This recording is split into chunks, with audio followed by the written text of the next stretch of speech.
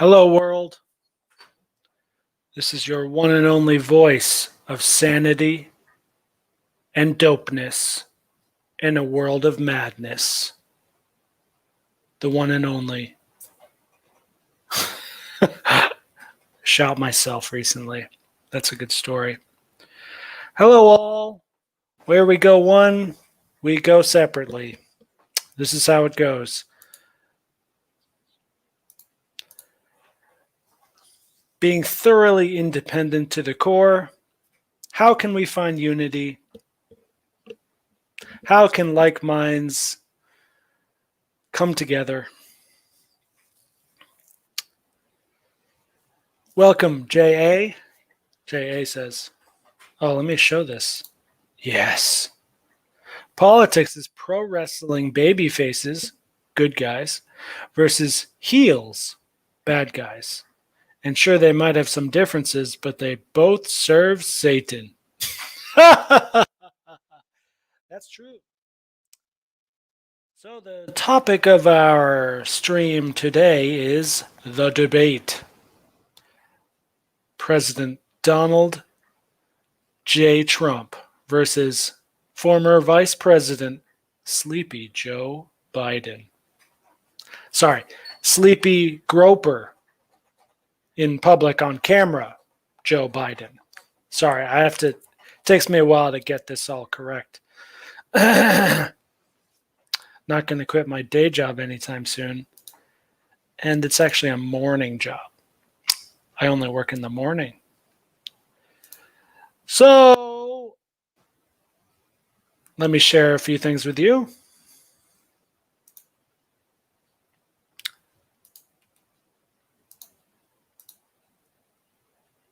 Here are some photos I've taken recently in the lovely Cape Cod. This is from earlier today on the Cape Cod Rail Trail. I did 26 miles of biking today on a fasting day. I've only eaten 3 salads today, which is less than I normally eat. I thought this was cool because it's kind of like a dark opening, and then you like walk out into the open realm. It was actually a golf course. I didn't know there was a golf course there. This is also on the rail trail or bike path. I thought it was a nice sunset, but camera kind of failed there. But here is the creme de la creme of the free money trees. So I was walking around in the grocery store, and then there's a big frozen section, and I was thinking, I haven't had pizza in a while, and normally people order pizza for delivery, but I have an oven. And this is something, as an expat living in Asia, this is like a revolution. I have an oven. Why would I spend for delivery plus a tip when I can get probably the same pizza or better for cheap and just do it myself? And guess what, guys? It's so easy. Preheat the oven, just wait. That means turn it on and wait. Put in the pizza. Don't need any fancy wrapping or anything. Cook it for, 14 minutes? Done. That's it. $6. This pizza costs $6. Now we're going to zoom in. It's really important we zoom in here. This is on my old phone. Okay, I'm getting a Google Pixel 4a soon with Super HD, all the megapixels. I mean, they put a whole factory of megapixels into my new phone coming soon. But look at this.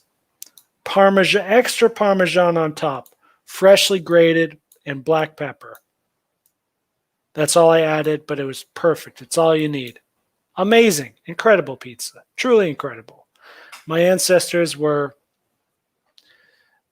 I don't know, masturbating in their graves. I don't know how they would, celebrate such a thing, but they were happy. This is the #1 sandcastle in Cape Cod. I guess they did a contest, and this was just on a street somewhere with a tiny little sign, but it's an incredible sandcastle. 100% sand, built by hand, I think. Well, of course by hand, but by what machines also? Maybe just pails and cups. Oh yeah, that's something else.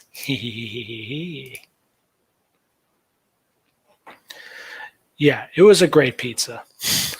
I can't wait to do that again. But I am stuck here with no car. I only have bicycles. And I'm not that far from the store. I can go and get something and come back. But I don't know. Those frozen pizzas, you don't want to have them thaw too much, I think. Oh, one more thing to share. I've been a bit busy recently on my YouTube channel. So here's the recent uploads I've made. I did a lot of Tom Sowell clips because I found this excellent show from 1981, and it's so stupendous. It's literally stupefying that all these things we talk about today, like the gender wage pay gap and unemployment minimum wage, like, okay, obviously they're not new issues, but the solution is clear as day. And Dr. Sowell just like lays down the law all those years ago on PBS, on public TV. And I guess no one picked up on it. But it's actually starting to come around and starting to get more famous with especially the young alt-right type crew. I don't know if I'm in that or not. So there you go. Gender wage pay gap in 2 minutes. Totally debunked. Easily debunked.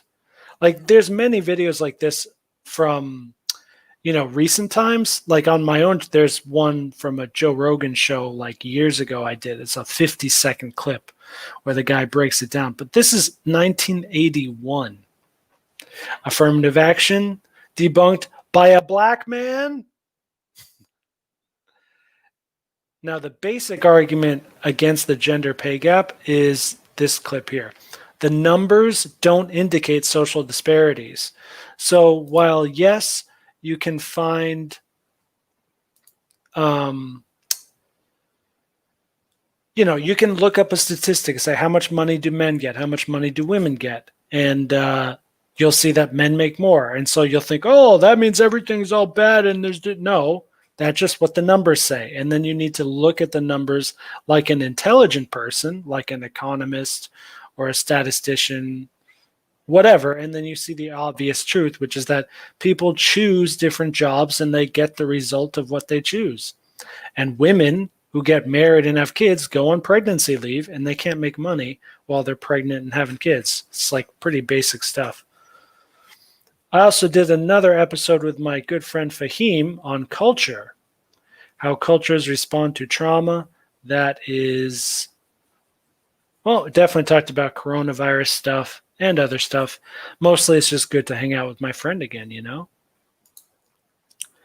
But here is the best one. I put a lot of work into this clip. Let me make sure the audio is also shared.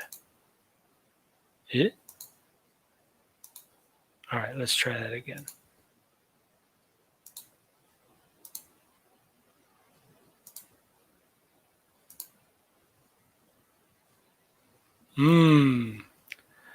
Okay, so this is the first clip I've made.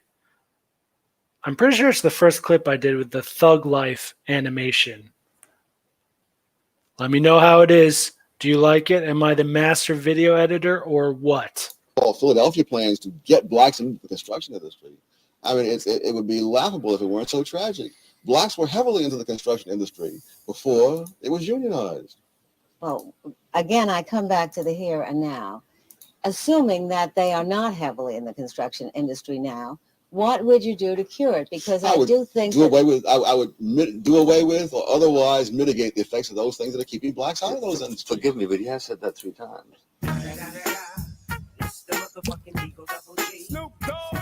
taken up the cause of those people who would not be immediately affected by changing those laws. In addition to The which, acoustics must be very bad in here. He can't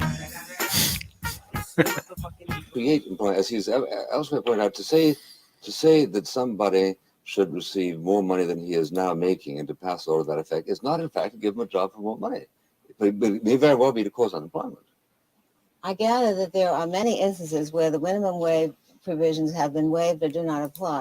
See that little zoom in I did? That's actually like so many people could miss that, but I really want to see it again. If you look at her face, you can, my mom does this a lot. You can tell she's like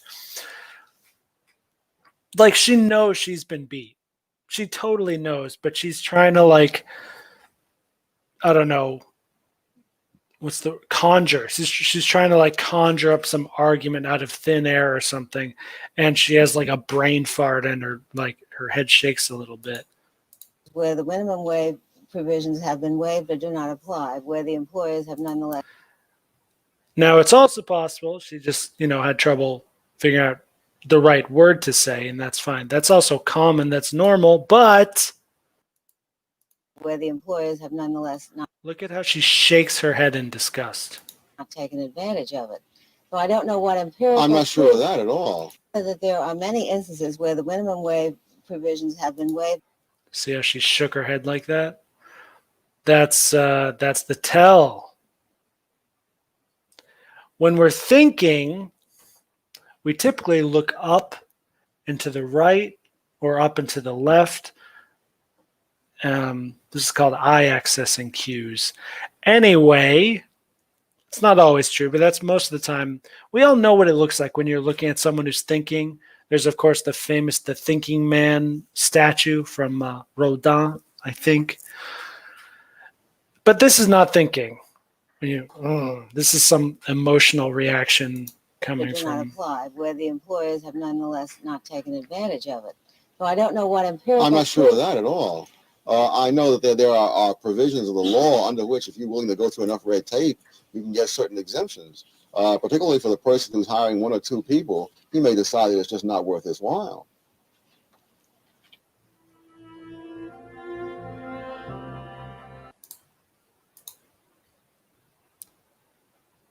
Cool. Hope you liked that clip.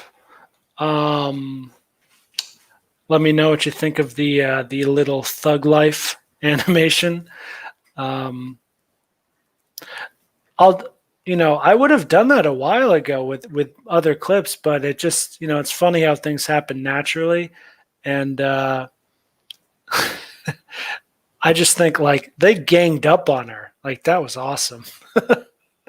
And they're right. Like this interviewer lady, like she just like couldn't understand their points at all. JA says tipping culture is greater, or I'm guessing you mean it leads to minimum wage culture.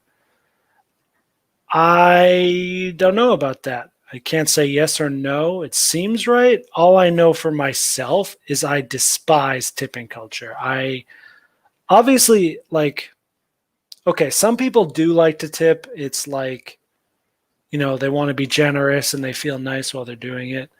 And that's true for me too. Like I like to give a really good tip once in a while. But as far as a normal everyday thing, fuck no. Hell no. Oh, okay. So tipping culture is better than minimum wage culture. Well, I don't even know what minimum wage culture is. I mean, so I'm thinking my experiences in China, it's like they don't tip in China, and I don't know if they have a minimum wage either. Like they might have a minimum wage on the law book somewhere, but it's not followed. We all know that. There's, the Nike sweatshops and whatever else, people paying, like either their minimum wage is the dead bottom, like 1 cent a day or something, or they just don't even have it. And well, that's just China. And so I guess China, like, because I've been living in China for a while and not really anywhere else. I'm losing like the radar or the ability to think about this stuff well. Yeah, I guess it's selfish, but like, I just hate tipping.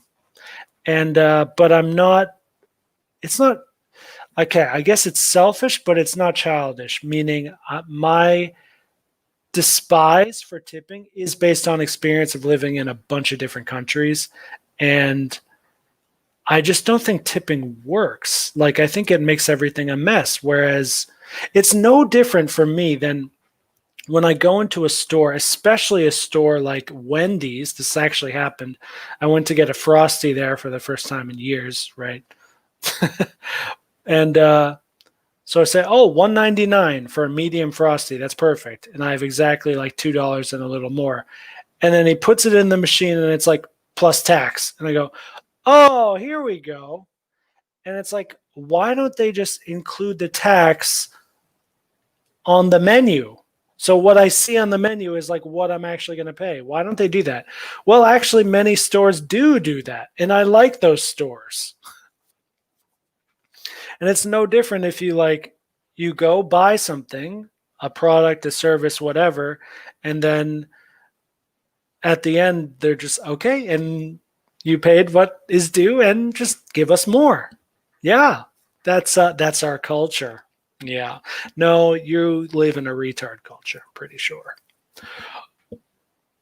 That's the thing where I pretend like I'm supposed to say I can't say that any word anymore. No, nonsense. Free speech is part of freedom. Freedom comes from God, actually. And God grants all of us absolute free will, no matter what country we live in. Things like the First Amendment in the U.S. Constitution and other things you can see on some internet companies are doing this now more, are not actually giving us freedom or taking away. They're not doing any of that. They're just putting temporary measures in place to help curb the effects of tyrannical dirtbags, but it's going to happen anyway. They have already won. I don't mean to cause despair here, but the material world is full of misery. That's the whole point of it. That's why it's here. We're here just so we can not be here. That's the whole point.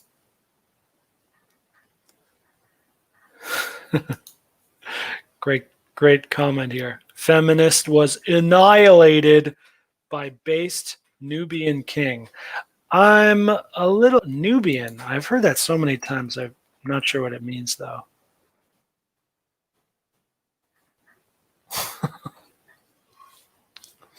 300,000 years ago. Were these the first people? Whoa. Dope.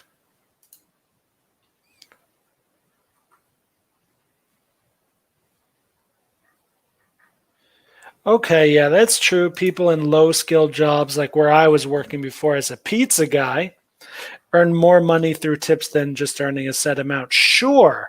Yeah, look, I loved delivering pizzas and getting $15 an hour, more than minimum wage because of all the tips I was getting. But I would actually rather suffer the consequences of a lower wage, knowing that I'm living in a good society where some nonsense rule like tipping doesn't exist. Because look, this is like opening the floodgates.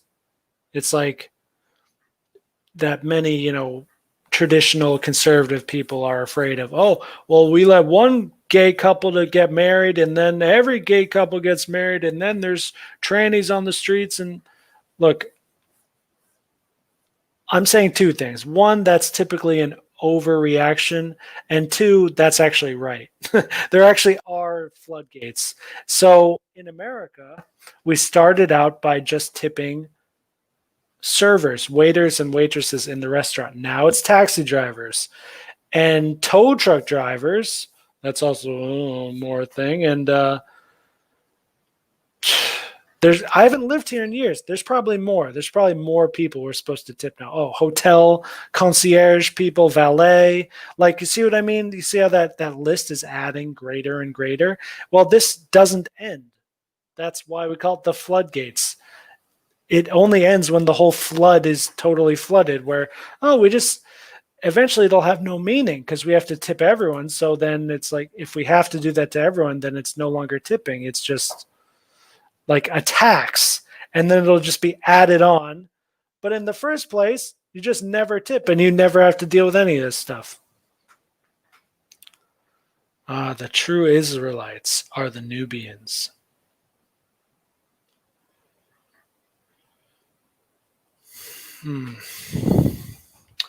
Yeah, economics is interesting, but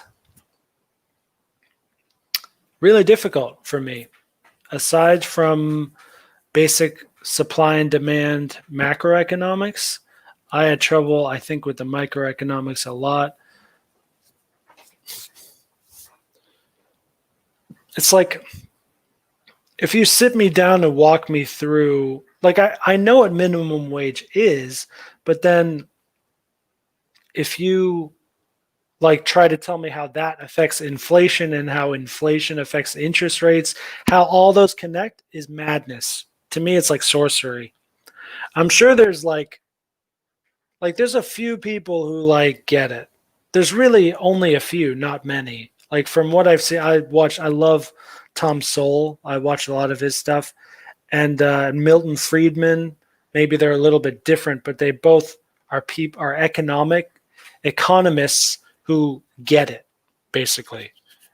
And what they both agree on, what everyone else agrees on in their field of study today, in our world today, is that the mainstream culture has just got it completely wrong. People are still doing Keynesian economics, which is just wrong. There's Wealth of Nations by Adam Smith. A lot of those basic tenets just don't apply anymore. We're living in this multinational corporation world where it's not like there's a market, where a physical market where people go and that's where the prices are determined. That does happen still, but that's not like 90% of all the money transferring and capital transferring throughout the world. I also find it boring. I think economics is just really boring. Unless you have a solid intellectual who's like fighting against a feminist or something like this, then it's cool. Then I'm like, whoa, this is awesome. Something like marketing is a little bit better because at least we can like learn something on how to improve our business or something. But unless you're a politician or a senator, a professional in a think tank or something, I don't get why to study economics. I just don't get it. Like, I'm coming from the place of ethos ananda, ethics and spirituality. Like, it doesn't matter. If it's not your dharma to study economics, you don't actually need to know that. Whereas you do need to know ethics, and you do need to know that you are the soul and not the body. And you are in this human body to realize that further. When those bases are covered, then you're actually a fully fledged human being, and then you can actually act in a world of other fully fledged human beings, and not before that. So what we've got here is about 7 billion monkeys on planet Earth. I love humans. I love human beings. I don't mean to dehumanize anyone. I'm saying they've been dehumanizing themselves for decades, maybe centuries. And I hope they will come to the light. And I'll do what I can to help them. But this is reality. If you choose your feelings over rationality, you're an animal. You're not a human. That's how this works. Humans according to the Ethos, according to many other ancient texts, humans have rationality and free will so that we can be responsible with it. When we are not responsible with it, we are vicious or base. Those are the words Aristotle uses. I guess we can't use base anymore. People think it's cool. But and then there's people who completely squander the opportunity. They don't even try to control their feelings. They just, live in a world of sense gratification. And it's so funny because like living in the moment is seen as this like, spiritual like achievement. But meanwhile, the most spiritually underachieved people are, it seems, actually living in the moment quite well.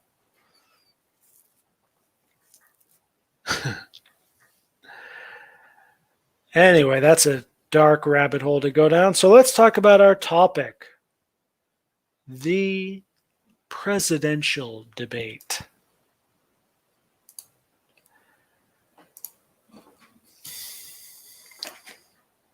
For me, this is crazy good entertainment. So the fact that in 2 days, this debate between Trump and Biden will be live and on many different channels and free is unbelievable to me.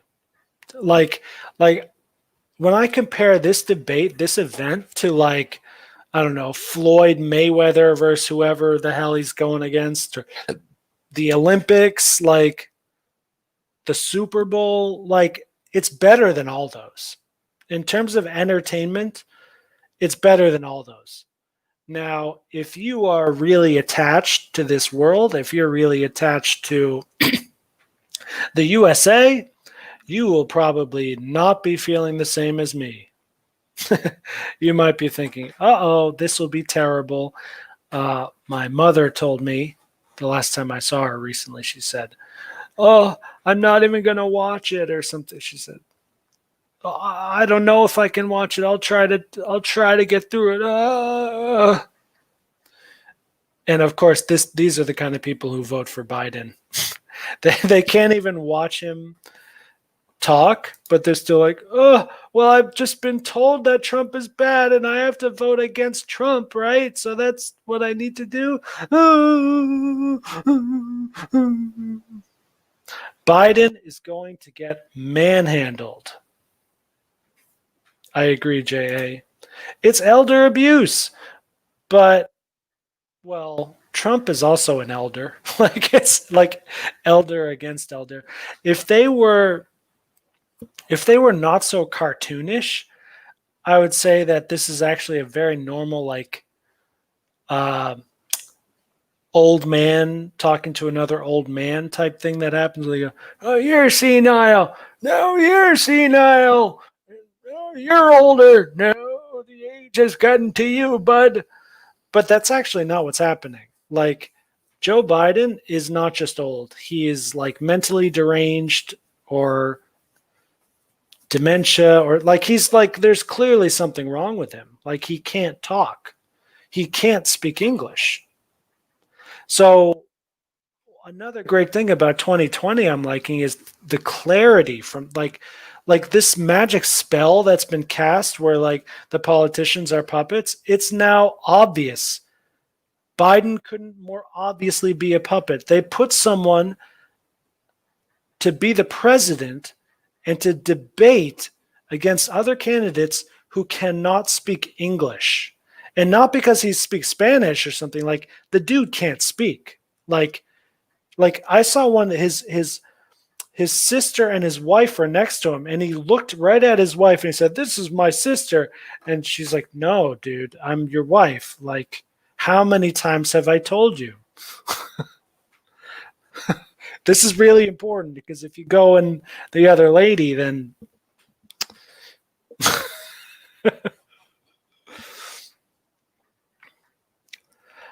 I disagree, JA. I think that actually Biden and Trump are not satanic. I think both of them are not satanic. I think, but I'm going to get very technical with the words here. I think Biden is a Luciferian and Trump is Well, I don't think he's evil. I think he's vicious, meaning he has sins, he has his guilty pleasures, but I don't think he's actually trying to make the world a worse place. And I don't think he's manipulating others for evil purposes. He is manipulating others for his selfish purposes, which are sometimes base, sometimes virtuous. But to me, that's not evil. That's vicious, which is still bad, but so, all right. So what's Luciferianism and Satanism are very similar, okay? So I don't want to get too much into picking straws at it, but for comparison, Hillary Clinton is a Satanist. Like, she's probably killed children and done just crazy stuff.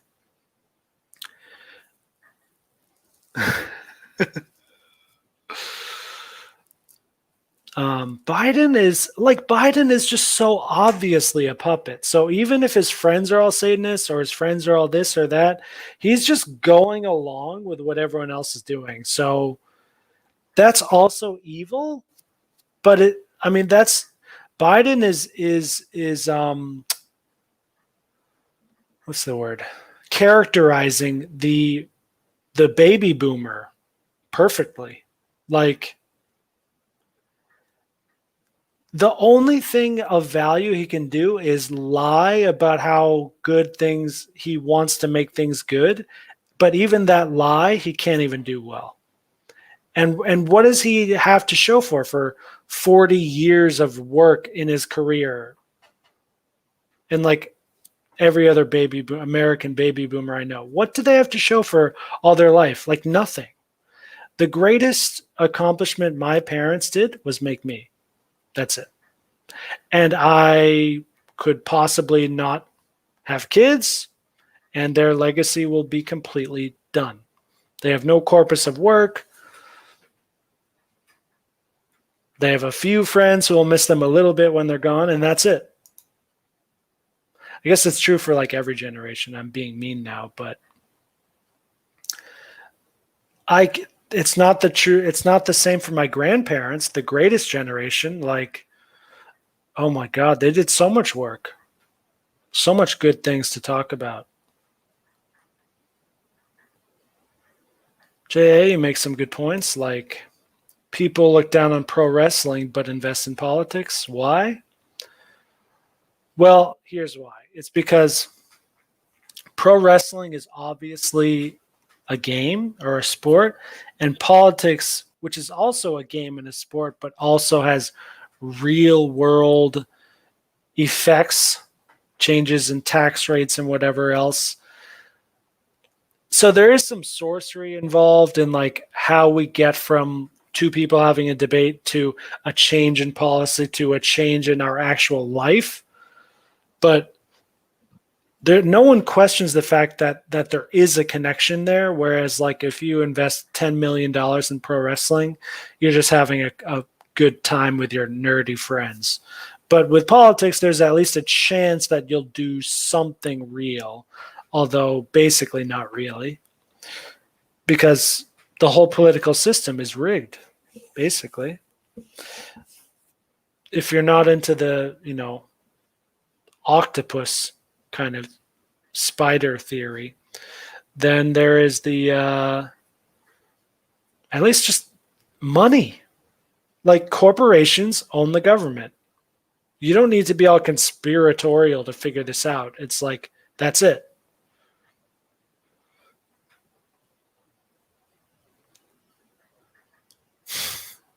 $200 million have died in the U.S.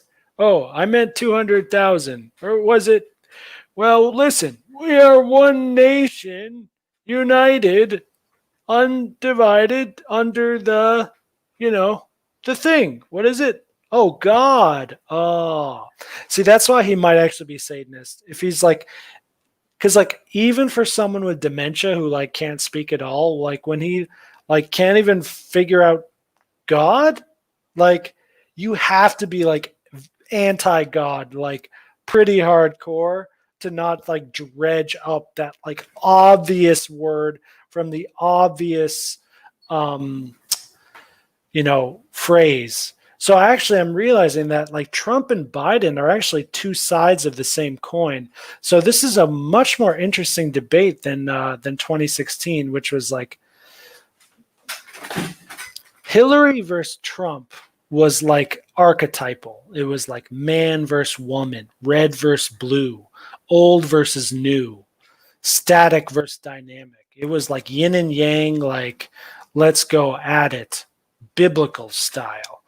But Trump and Biden are both mentally like messed up. Like they say things. It's kind of like Trailer Park Boys and other comedy, which I love. they deliberately mess up a common English phrase and then just like shake it off like it was nothing. Of course, the difference is when Trump does it, it's sometimes genius, and the end effect of that is like he gets more fans, he gets what he wants, he's using his Twitter personality to get more PR, to get for the game he's playing, he's using it to win, and he's using it well, and I give him props and all the street cred I can for that. But Biden is like, it's not working. Like, I don't think it's working. The people who are voting for, I saw a bumper sticker earlier. It said, okay, fine, we'll vote for Biden because we have to, or because there's nothing else or something. It's like, that's where most of his voters are coming from. They're from blue state, Democratic, blue people who've just been Democrat their whole life. And they go, well, he's not Trump. Good enough for me. He's blue. He's not Trump. That's good enough for me. So, and I'm guessing the DNC, the Democrats, also know this.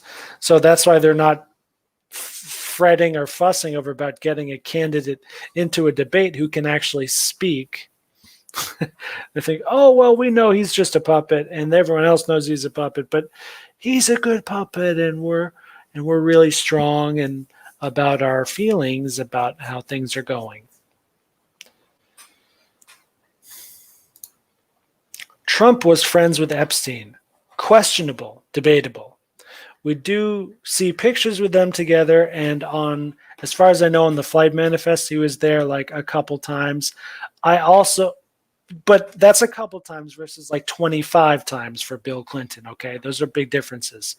Also consider the fact that Biden and Clinton, Bill Clinton, are not billionaires. They're just like politicians who have, maybe a few million or something, whatever at the time. But Trump is a billionaire, and he's been a billionaire for a while. So when you're in that position, like you'll just meet people like his name is Jeff, right? Yeah, Jeff Epstein, and all these other, like Trump has probably been on like planes with like a Saudi prince who does freaky stuff. Like this is just what happens, when you're at that level, you just meet all sorts of other people, and it's totally normal. No, it's totally normal to like for someone like Trump to be on a couple times on a plane with Epstein. That's totally normal. That's a little red flag, but it's not a big one. Because remember, Trump loves pussy. He loves women. And another thing I wanted to say, which shows me why it doesn't alarm me, is because I heard an audio clip from years ago where Trump talked about Epstein. He said, yeah, I hung out with that guy. He likes his girls, but I think he likes them a little young. And that's it. That's all he said about it, which is exactly what you'd expect him to say, which is kind of like, yo, dude, I like my women, I like my pussy, but like I don't like it that much, and I don't like it in like that weird way. Like Trump is, classic alpha male playboy, and it seems to me like Epstein was also heterosexual billionaire who liked pussy, but he just like liked it in all the wrong ways to the wrong degrees, but still this is the going back to what I said earlier, the difference between vicious and evil. So Epstein was evil, Trump was vicious. And because those are like kind of close and they're in a similar demographic and whatever else, sure, they'll bump into each other. Hey, come on my huge jet for what? Sure, man. Why not? Like, like even if this was like in the 80s or whatever, that these are billionaires, millionaires. They have, if they need to do their business, they have a cell phone or whatever that like they can find the time to do this. Now, was Trump on the island and staying on the island for long times? That would actually be a concerning thing, I think.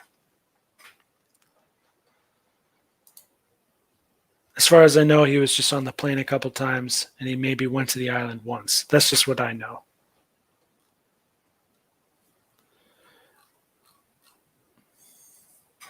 So one thing I was thinking about before the stream started was debating in general, because, there's this total sham debate. There's the presidential debate that's happening, which is just like, yes, first of all, Trump is going to destroy Biden and it's just going to be absolutely hilarious. But then even if it was like a good debate, it's still like these presidential debates have been just a joke for years. Since I was a kid, like they don't really get into the real issues. It's not moderated well. It's more like curated than moderated. But then on YouTube, of course, there's also real debates. With more intellectual type people where you have like 2 hours and it's more long form. It's more like an actual grown-up debate. And so I saw one earlier today with H.D. Goswami and Matt Dillahunty. Matt Dillahunty is one of the famous new atheists who is just, much like Richard Dawkins, a vile creature. It's just like constantly interrupting the other guy. Well, you never answered my question. How many times do I have to? You still haven't answered my question.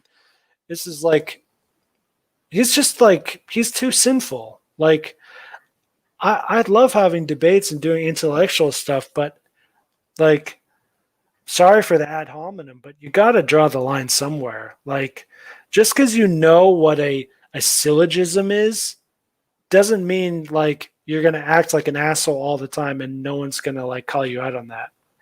Sorry. But that also means I'm giving much credit to H.D. Goswami G for having the patience and tolerance to endure such a long, stupid conversation, which I would not do.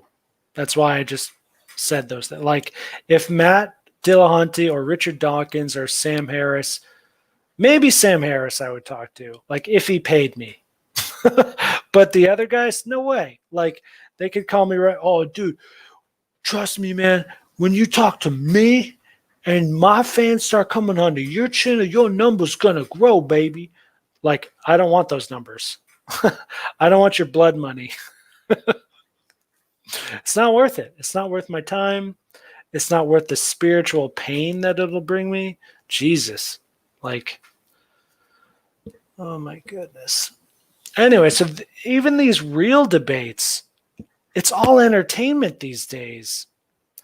Like, I don't like the number of things I see on the internet, especially YouTube, that are the number of debates that I see where something actually happens, where reason and discourse actually happens, is so rare that I can't remember the last time it's happened to me. And this is why I don't even watch debates anymore. I'll watch discourse. For example, JRE, the Joe Rogan podcast, that's actually discourse. Sometimes it's intellectual, sometimes it's like bros talking about DMT and whatever else, but it's technically discourse, and it's typically pretty good discourse, actually. Even though, sometimes I don't care about the guests, I don't care about Joe, I don't, whatever else. I'm not in the mood. But for those who do want to see a good discourse like that, I recently saw the episode with Douglas Murray and Joe Rogan. That was excellent, actually. Douglas Murray, I have increasing respect for. He's the only mainstream intellectual I see besides Jordan Peterson, although he's off the stage. He's the only mainstream intellectual who calls out the madness of modern Western culture, especially America and UK Anglo-Saxon nations. But it's really the whole modern Western culture with this like transgender fixation and like, dude, this is just madness.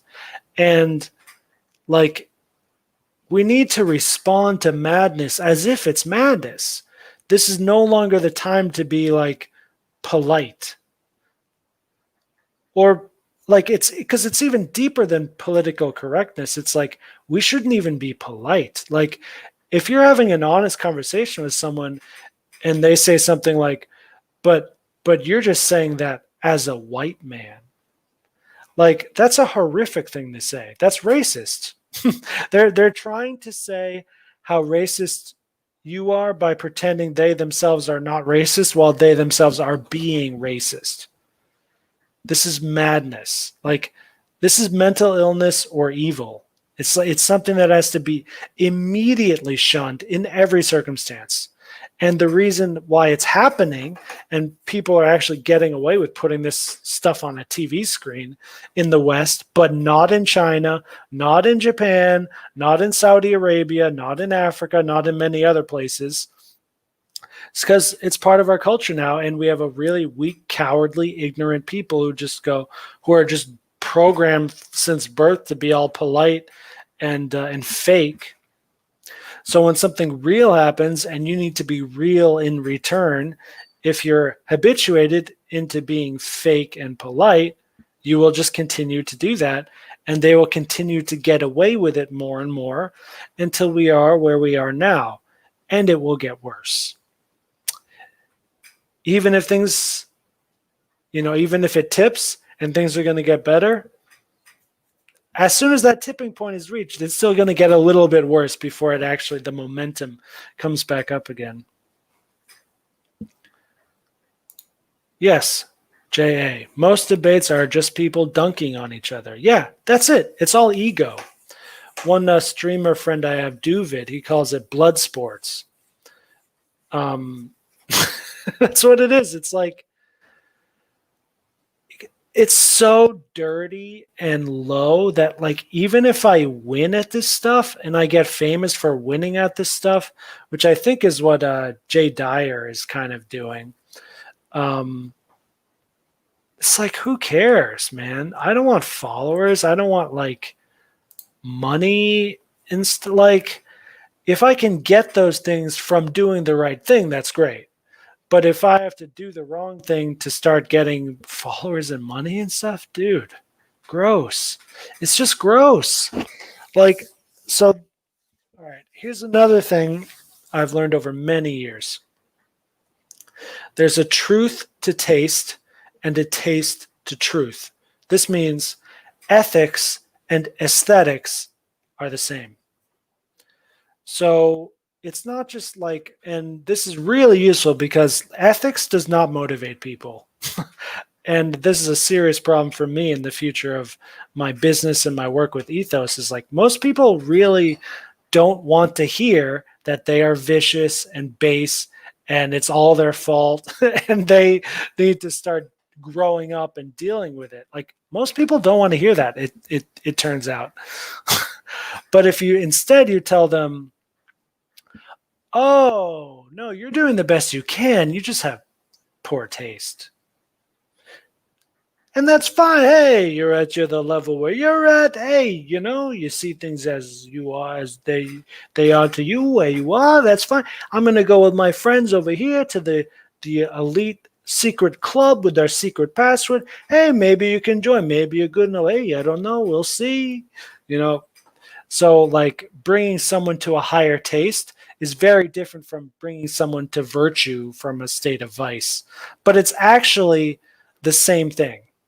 The difference is just in manifestation and how you preach it. Like, but it's the same thing. Like, living a life of virtue is not only good because it's good because it's fine, because it's beautiful.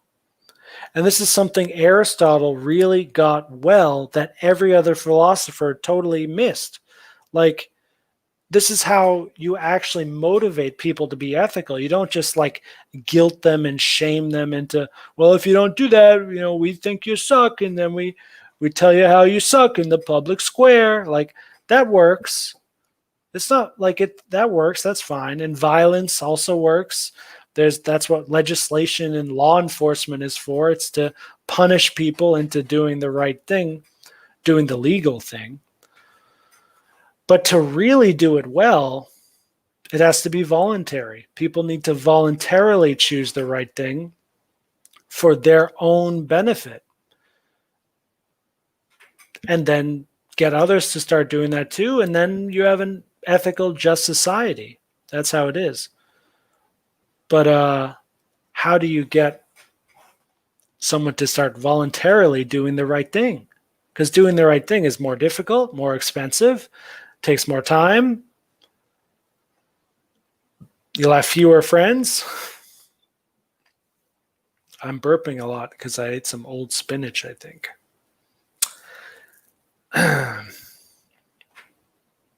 Now, I guess now I'm venting or ranting about my own little problems here. Oh, I forgot. YouTube is deleting a lot of these comments. So I need to do live chat. All messages are visible. Now I have to start allowing you to speak more. I can't believe they blocked that one.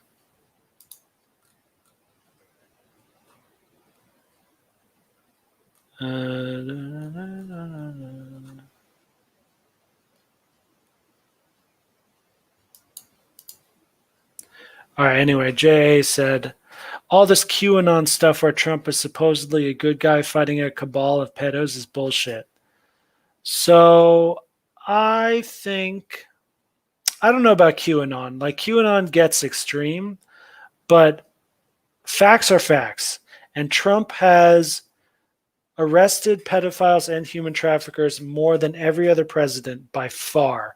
4 times more than the previous administration in the first year. It's something like that. I forget the numbers, but those are the numbers, okay? So why that's happening and who exactly is doing that, we can, speculate on that. But there have been arrests. There have been very big arrests in terms of human trafficking and pedophilia.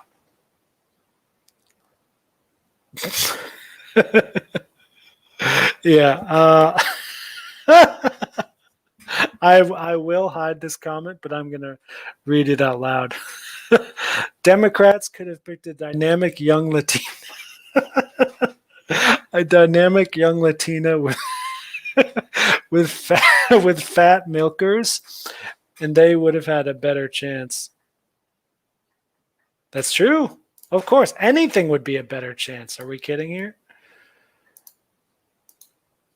Uh-oh. All my laughing has changed the focus of my camera. Let's try this.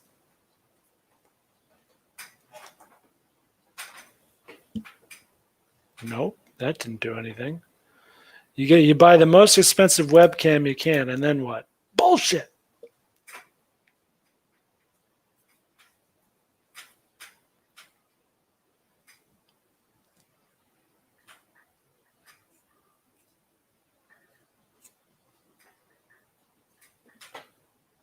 Wow, still nothing. It's a little bit better, I guess.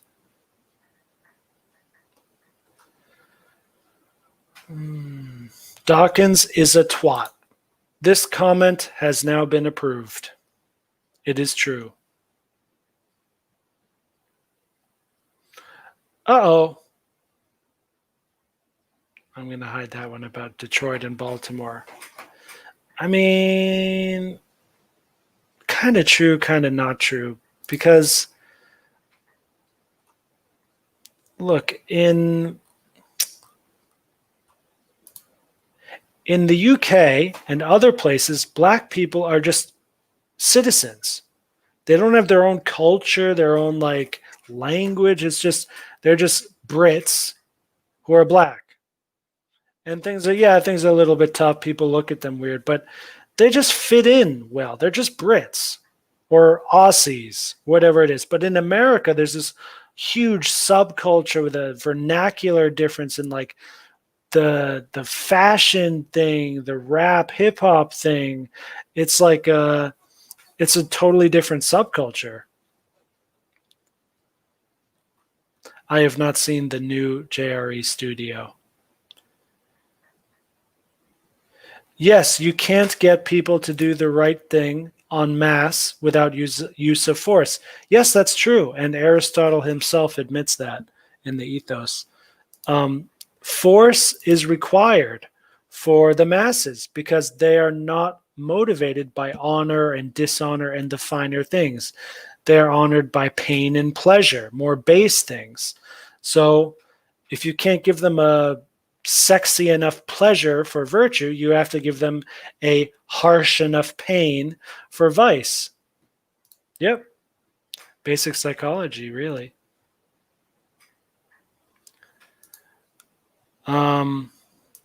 What else did I want to say about debates? Yeah, so politics. Okay. Here's another problem is the word politics is all wrong. It's conflated into so many different things. But what I hope we can all agree on, this is just my life. Like when I turn on a device and I start to consume media, that's all I'm doing. Whether it's a lecture of a professor in a university or, I don't know, some news about China or whatever it else. Like it's all entertainment. Like for me, that's just where I'm at. Like maybe it's all, it hasn't always been this way. I get in phases where I like, you know, I'll go down the rabbit hole to learn how to do carpentry or something on YouTube or whatever. But yeah, I just don't need to know anything anymore. I need wisdom, and wisdom comes from experience and practice, not from learning some cool shit on a YouTube video. So that's why debates are even worse than lectures and seminars and just ordinary discourse, two people talking, having a good time. Because debates are just as useless, but more ego and more toxicity, negative feelings. It's like, why bother? Like, it's like a sport. It's a blood sport. And I guess if you want to do it because it's fun, you do it, and then that's it. And you have your fun, and people can cheer you on and on your side versus the other side. It's like football. Politics. Final note on politics. What is politics not? Politics is not the president having a debate with the another candidate. That's not politics. That's TV. Politics is not voting. It's not going to a place and voting. That's not politics. That's making yourself feel better by complying with a ritual. That's not politics. That's religion. In our world today, at least. In Switzerland and maybe other less corrupt, more direct democracies, maybe your vote really is doing a bunch more there. But in America, in India, and many other democracies, it's mostly a waste. Sometimes it's not. But you need to do the research. So I'm in Massachusetts, a blue state. Biden will win this state because we have the Electoral College. So if you understand the Electoral College, if you understand you're in a blue state that always votes blue no matter what, and you are considering to vote for the president, it's a waste of your time. No matter who you're going to vote for, it's already been decided. Now, if you want to vote for red in a blue state and you can convince 100 of your friends to vote red, it's still a waste of time. Now, 1,000 or 10,000, maybe. But in that situation, it's literally a waste of time to vote. You're accomplishing absolutely nothing except making yourself feel better and maybe making the loser feel better so they can say, oh, I won the popular vote. That's all it is. So, but we still have this word politics.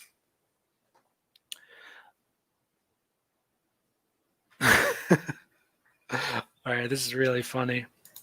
JA says, politics is endless meetings between civil servants about traffic laws and abortion. Funny and true. Yeah, that's basically it. Traffic laws and abortion. It's funny how those two are combined together there. So, but what is politics really? So, according to Aristotle, the ethics is our individual practice to better ourselves and to seek happiness. Politics is that same process for society by society, as opposed to just the individual. So Aristotle lays out these categories so that it's always true. It's eternally true. You can't debunk the ethics of Aristotle or the politics of Aristotle. There's nothing to debunk because he's talking about the forms underneath everything that we're seeing here. And those forms don't really change. They can manifest differently in different times and different places, but the idea that we will try to be good and happy as individuals, and we will come together as groups and try to be better and happy as individuals, that's always going to be part of our human reality. So politics is always part of our reality, just like ethics is always part of our reality. You can be really bad at it or really ignorant about it, but it's part of reality. It's part of being human and part of being in a group of humans. So how does politics really work in our world today? How do we really make the world a better place? Well, first of all, we have to make ourselves a good place. Then you can follow Gandhi, be the change you wish to seek in the world. So that's kind of the same as the first one. So for me, if I want to live in a world of really good people, then I need to be a really good person. And which I've actually, I wouldn't use the word good. I like excellent or great. That's more accurate, actually. Magnanimous also. But the problem I have is I don't really own it. I think, and it's also complicated because I'm a teacher. So I have this idea that, I'm going to teach people ethics and, follow out the concepts and stuff without realizing that this is a deeply personal problem for the ego. And the best way to do it, what Gandhi did, what all the other great leaders do, MLK Jr., you just lead by example. You don't do anything explicitly. You just say, you just do it. And then people see, oh, wow, he's really good at doing it. And then they start passively following to be more like him. So that's leadership. That's the politics of leadership. But what I really want to say, I'm getting sidetracked. What I really want to say politics really is, and you can see how this works at an individual level and a group level. Politics now, today, in our world, comes down to the money you spend and where you are. That's it. Meaning we vote with our wallet and we vote with our feet. That's about it. You could argue that our social media likes and comments are also little votes that'll change the algorithms a little bit to push one thing more, one thing less. That's true. But remember, these social media sites and platforms are heavily censored and controlled. So you can vote 1,000,000 times to, you can make 1,000,000 likes and comments and hire bots to do more likes and more comments. And you build up this page let's say a business page, and it becomes a big viral thing, and then Facebook just says, oh no, we're going to just shut it down because it's hate speech, and then it's all gone, it's all done. So there is some politics that happens there, but it's not a vote that we have. It's actually a vote that the oligarchs have, and the one that they are obviously doing and using and denying that they're using and doing it. So, you know, well, I know exactly how to handle that sort of person, but I'm not legally allowed to say that. But yeah, what is real is the money we have. Every dollar you spend, or yuan, or pound, or euro, every unit of currency you spend is a vote. It's saying, I like this, I want more of this in the world. And the supply and demand curves of the global market are actually listening to you, to every single cent that you spend, and you get more and more of the world that you want. So if you're living, and then the other thing is where you are. So just by living in a certain place, many side effects of that happen. There's whatever taxes you pay for living there, could be sales tax or whatever it else. Just by living in a certain place, all of your expenses and your profits and your actions will funnel up and out in all sorts of different directions. And it affects the world around you, and then the world around you affects you. So it's symbiotic also. And so, for example, if you really don't like your country, and you're really good at complaining about it, that's not politics, and it's not voting, it's not doing anything. It's just a little whiny child making noises. Whereas instead, if you get on a plane, leave the country, go to a new country, and never return to the old country, one, we can say, oh, this guy was serious. He wasn't kidding around. Two, he actually did something that affected the world around him in a positive way. So his friends back home were thinking, oh, I also thought this place was a shithole, and I kind of wanted to leave, but I didn't have the bravery. And now I have the bravery to do it by following their example. And then there's also the people in the new country think, oh, wow, I never met someone from this old country. Wow, I get to learn something new. I've made new friends, and it just spirals. Positivity will spiral out of here because you're doing the right thing. If you really don't belong in a certain place, don't stay there. Like, we don't have an excuse anymore. This is the global internet airplane travel age. You can go on your phone. I mean, assuming you don't have a warrant for your arrest and you have enough money for a plane ticket, you go on your phone, you say, which country in the world can I go to that my ancestors have never had the ability to go to before? All of them. Okay, which one do I want to go to? And then also you add into, oh, you're an American citizen? Wow, you don't even need a visa to go to these places. Buy the ticket, buy the Uber ride to the airport, all right there. Every day you could do that, but no, you say, oh no, this election's really bad, but then the next, it might get better. And even then, well, I better just go to Canada. Canada's pretty close, and it's more comfortable. It's also the same thing. It's the same culture. So this shows just how stupid people are. I'm thinking of celebrities, Hollywood celebrities who say, well, America's so bad, I'm going to go to Canada and that'll be better. It shows they have no concept of culture at all. The difference in culture between Canada and America, it's hard to even like pick at.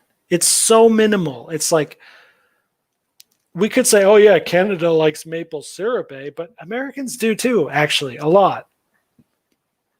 So the difference is just Canada makes more maple syrup, but that's it. That's not actually a cultural difference. Do they speak a little differently? Sure, Yeah, Canada, they have the boot time, and that's where you're going, Does that matter? No. Is that significant? No. It's totally mundane, trivial differences. Do they have the First Amendment? No. Is it much worse in that sense? Yes. Do they have the Second Amendment? No. Is it much worse in that sense? Yes. Fourth Amendment, Fifth Amendment, and so on and so forth. It's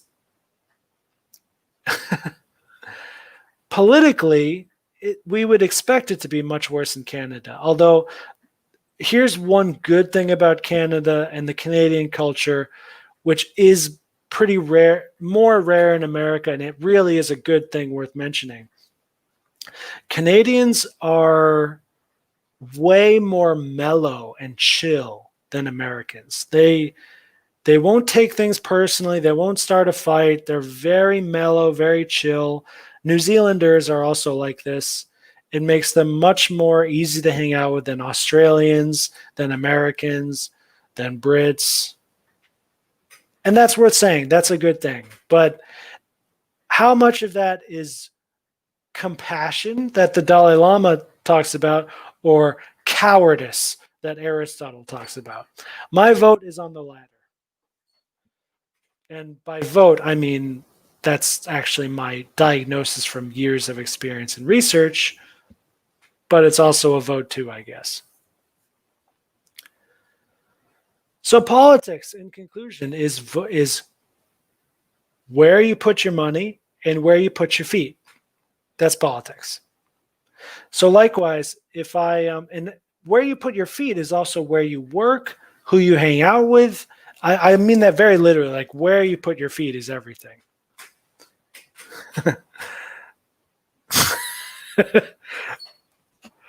Oi! Brits are mellow, bro. You take that back or I'll have your eye out. Yeah, real mellow. Yeah. You almost fooled me for a second there, guy. And why don't you go have a tea with the Queen and smoke a fag, eh?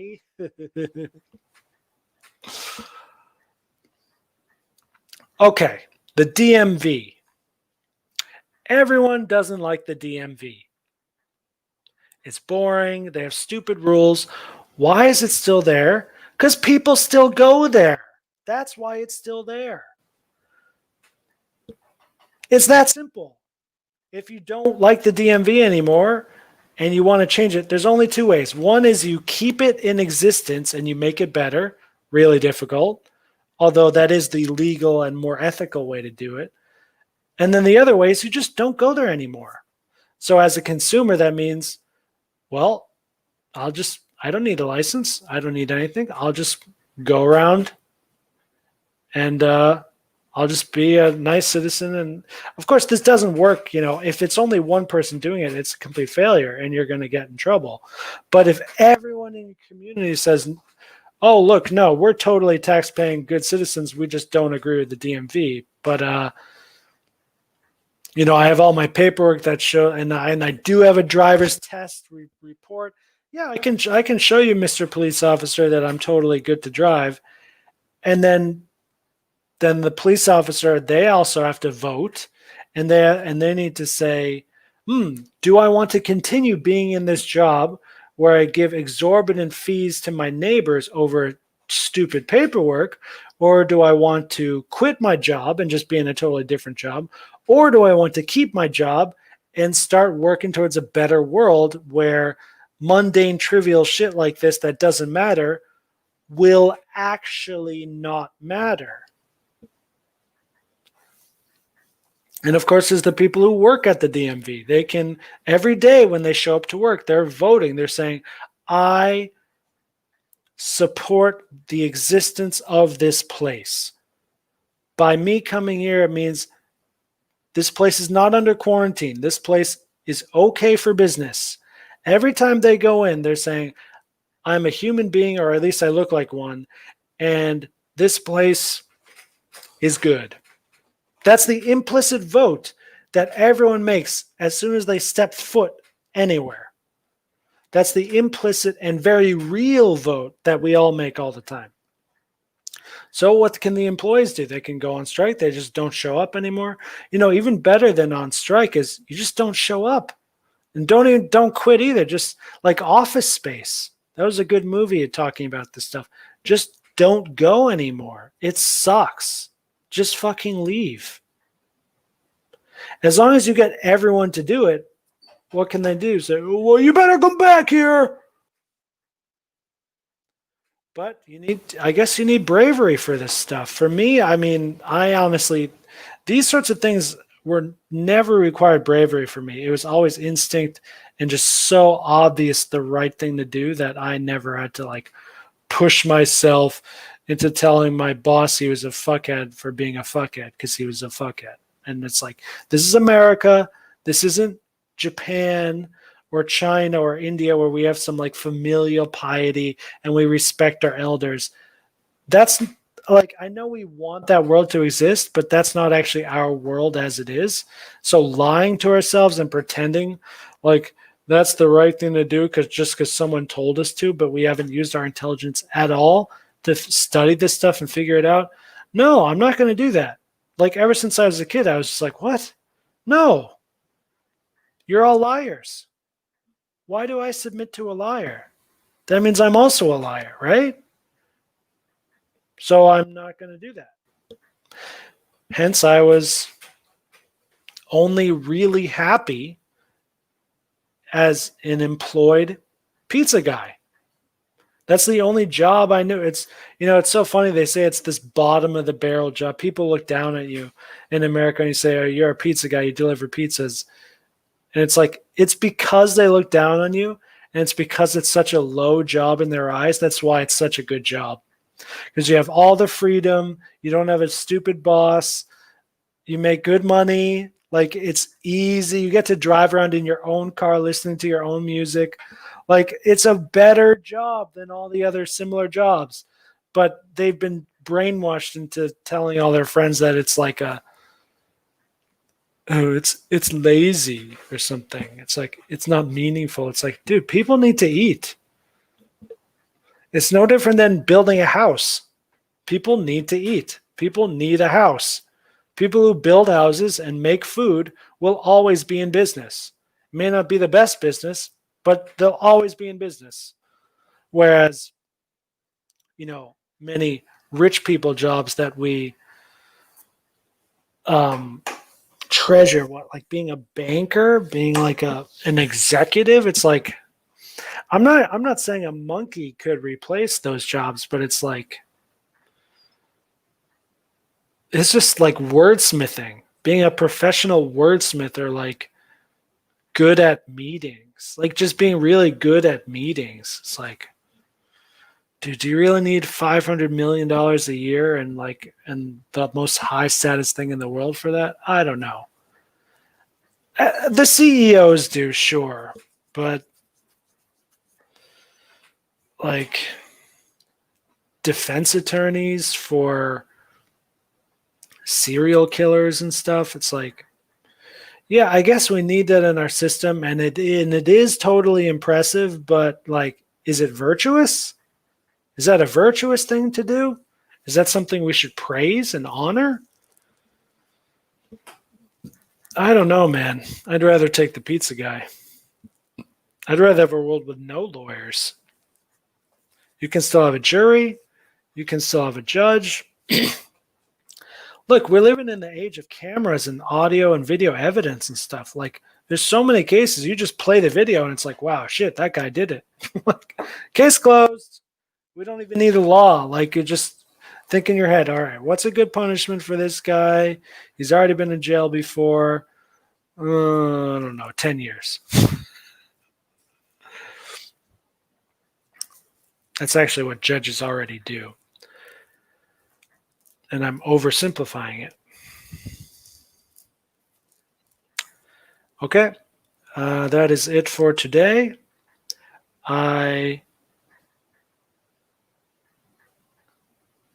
Yes, you're totally right. Defending serial killers must eat away at your soul, to be honest. Yes, of course. That's how all kinds of sinful activity is. But the problem is, like, now American culture is so sinful that even just having a conversation at Thanksgiving with your family can start to eat away at your soul. What to speak of, like, your job and all this other stuff. It's like, this is a very unsafe place. For a spiritual, ethical person, like, I always thought, at least New England was like very dangerous, very hellish place that I've personally put under quarantine my whole life. I don't have a choice of much. Like, I have to go to the store and get what I need, but beyond that, I don't do anything here. I stay in my house here. I go on the bike trail. I don't talk to anyone because if I do, it's not going to be good. I started looking at real estate. Why not? I found a house in Tennessee for $5,000. That's a good thing about a society going complete to shit. You start getting really cheap real estate and land. And I was actually thinking about it. It's like, if the whole world has gone to shit, I might as well just get a nice cheap place where I can, grow my own food, defend myself. Probably won't happen. My dharma is teaching, and I must continue teaching. I must get back to the cute little children who love me and I love them. That is what God wants me to do. On that note, I bid you all adieu. Let's stay wise. Let's stay human. Don't despair. This is a lovely time to be alive. See ya.